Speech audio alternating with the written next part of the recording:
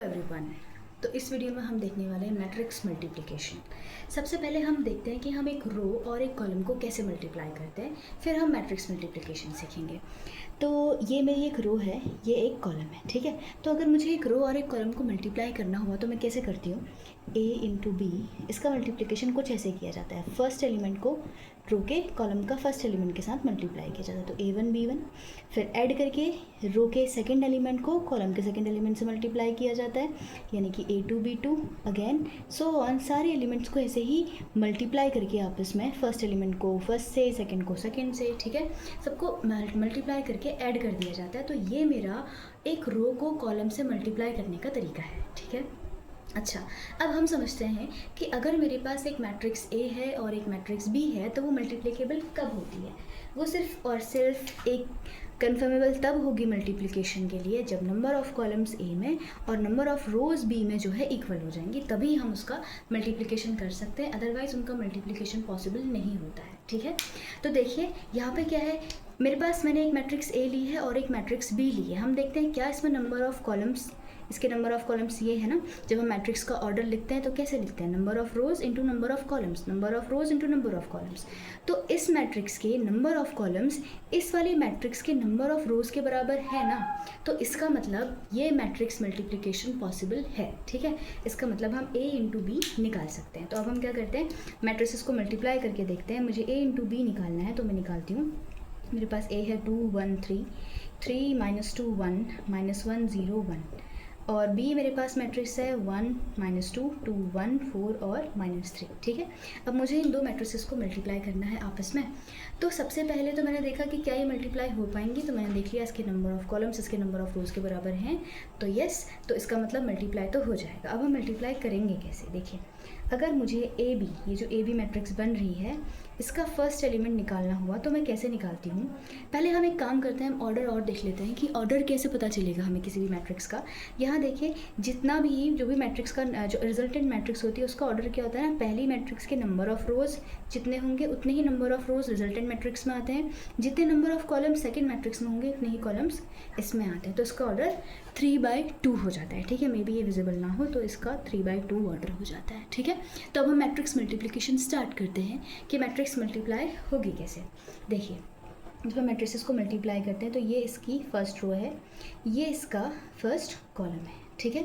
तो first row और first column, पहला एलिमेंट निकालने के लिए फर्स्ट रो के साथ फर्स्ट कॉलम मल्टीप्लाई करेंगे। हमें पता है कि इसमें दो कॉलम्स आने ना, तो एक कॉलम यहाँ आएगा, एक कॉलम यहाँ आएगा। रोज़ कितनी आएंगी, 3, तो मतलब 1 2 और 3। तो अब जो इसका जो पहला एलिमेंट निकलेगा ना, फर्स्ट एलिमेंट, वो फर्स्ट रो और फर्स्ट कॉलम के मल्टीप्लिकेशन से आएगा। सेकंड एलिमेंट जो आएगा, क्योंकि फर्स्ट रो का ही है, तो फर्स्ट रो सेकंड कॉलम, ठीक है। फिर जब हम सेकंड रो का फर्स्ट एलिमेंट निकालेंगे तो हम सेकंड रो को फर्स्ट कॉलम से मल्टीप्लाई करेंगे। जब हम सेकंड रो का सेकंड एलिमेंट निकालेंगे तो सेकंड रो के सेकंड कॉलम को मल्टीप्लाई करना पड़ेगा, ठीक है। सेकंड रो और सेकंड कॉलम। फिर जब मैं थर्ड रो में आऊँगी, थर्ड रो में मुझे क्या करना होगा, थर्ड रो को फर्स्ट कॉलम से, सेकेंड वाले की, फिर लास्ट एलिमेंट, मतलब जो यहाँ पे थर्ड रो का सेकंड एलिमेंट निकलेगा उसमें थर्ड रो सेकंड कॉलम से मल्टीप्लाई हो जाएगी, ठीक है। तो अब हम निकालने की कोशिश करते हैं कि ये कैसे निकलेगा।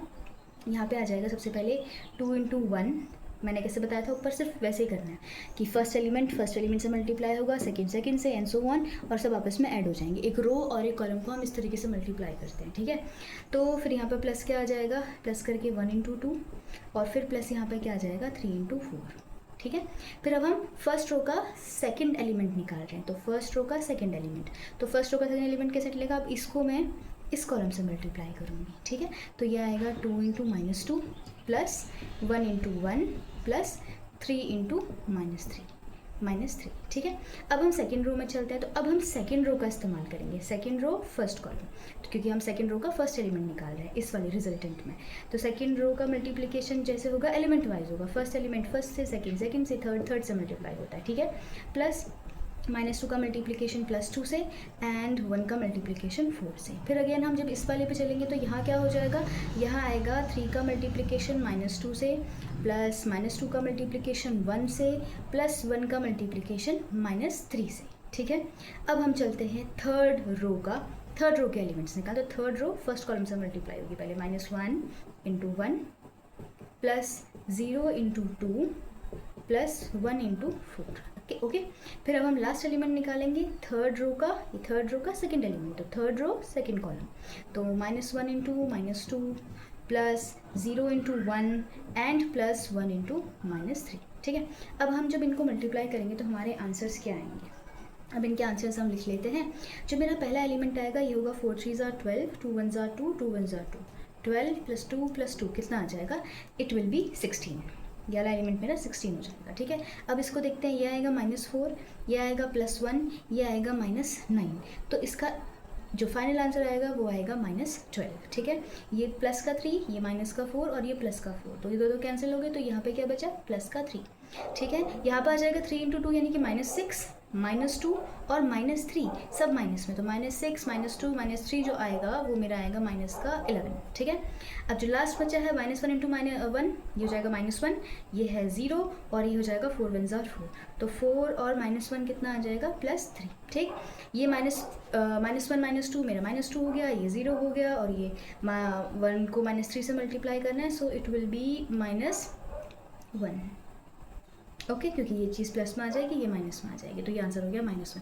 तो जो हमारी रिजल्टिंग मैट्रिक्स आएगी वो 3/2 ऑर्डर की आएगी, जिसके एलिमेंट्स ये होंगे। तो इस तरीके से हम दो मैट्रिसेस को मल्टीप्लाई करते हैं। जो ध्यान देने वाली बात है वो ये है कि मैट्रिसेस तभी और तभी मल्टीप्लाई हो सकती हैं जब पहले वाली मैट्रिक्स की नंबर ऑफ कॉलम्स दूसरे वाले मैट्रिक्स की नंबर ऑफ रोज़ के बराबर हों, ओनली इन दैट केस, ठीक है। और उसके अलावा कोई दूसरा केस है, उस केस में हम मैट्रिक्स मल्टीप्लिकेशन नहीं कर सकते, दैट डू नॉट एग्जिस्ट, ठीक है। अच्छा, हम एक चीज़ और यहाँ पे देख लेते हैं। जब मैंने ए को बी से मल्टीप्लाई किया तब तो ये पॉसिबल था। अगर मुझे बी ए निकालना होता तो, मतलब अगर मुझे बी और ए को मतलब मुझे बी और ए मल्टीप्लाई करने होते तो तब क्या ये पॉसिबल हो पाता। तो बी के लिए पहला ऑर्डर क्या है, बी का ऑर्डर है 3/2, ए का ऑर्डर क्या है, ए का ऑर्डर है 3/3। तो यहाँ देखिए ये जो नंबर ऑफ कॉलम्स है ना बी के, वो नंबर ऑफ रोज़ ए की नंबर ऑफ रोज़ के बराबर नहीं है। तो मतलब यहाँ पे ए बी तो पॉसिबल है पर बी ए पॉसिबल नहीं है। तो यहाँ से एक चीज़ और हम नोटिस कर सकते हैं कि ज़रूरी नहीं है दो मैट्रिसेस को अगर हम ए इंटू बी करके निकाल रहे हैं, ए और बी अगर एग्जिस्ट कर रहा है तो बी और ए भी एग्जिस्ट करेगा। मतलब ए इंटू बी अगर एग्जिस्ट कर रहा है तो बी इंटू ए भी एग्जिस्ट करेगा, ये ज़रूरी नहीं होता है, ठीक है। So that's it for this video, thanks for watching.